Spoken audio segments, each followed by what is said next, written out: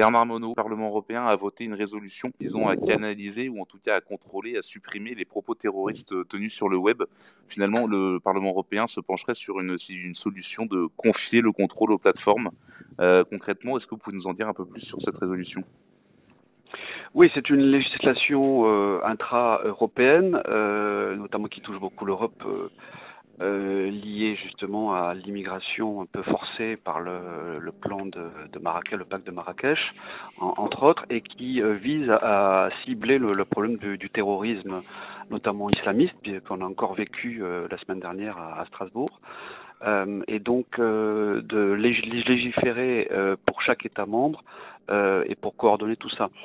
Donc ça va plutôt dans le bon sens. Le problème de base de l'Union européenne, c'est l'espace Schengen, qui fait qu'il y a une libre circulation également des terroristes liés à l'immigration qui rentrent en Europe depuis 2015 notamment, avec les plans et les quotas de migrants, enfin de soi-disant réfugiés, qui bien entendu sont alimentés aussi par les djihadistes qui s'infiltrent dans ces flux migratoires.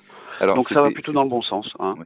Alors c'était la deuxième question justement. Alors d'un côté évidemment cette résolution, en tout cas ce rapport, risquerait d'aller à l'encontre de la liberté du web quelque part, alors qu'on est en plein débat en France par exemple sur la loi sur les fake news.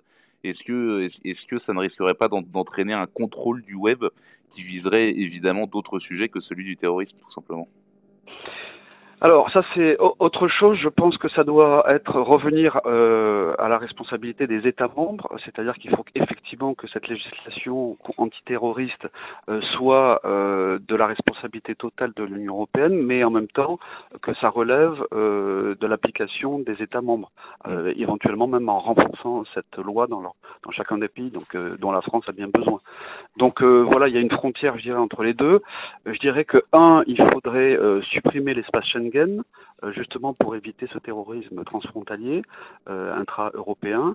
Et puis deux, ça doit revenir, c'est une fonction régalienne qui doit revenir aux États membres de contrôler justement ces plateformes et de la responsabilité des plateformes de supprimer je dirais la communication des terroristes sur leur plateforme. Voilà.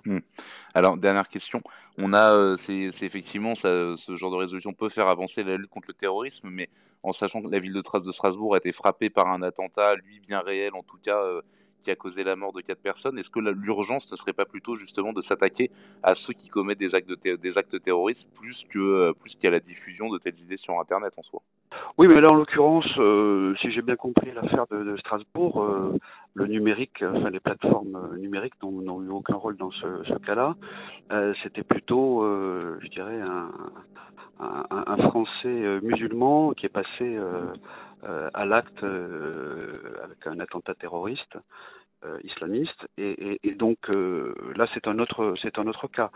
Mais de manière générale, il faut lutter contre le terrorisme au niveau des États membres et pour ça c'est bien aussi qu'il y ait une coordination partout en Europe grâce je dirais à des prises en main par la Commission européenne de ces sujets-là, mais sans ensuite attenter à la liberté individuelle et à la libre expression aussi sur les sites internet. Voilà. Donc voilà, il y a une frontière assez ténue entre les deux, mais effectivement il faut légiférer dans ce sens-là.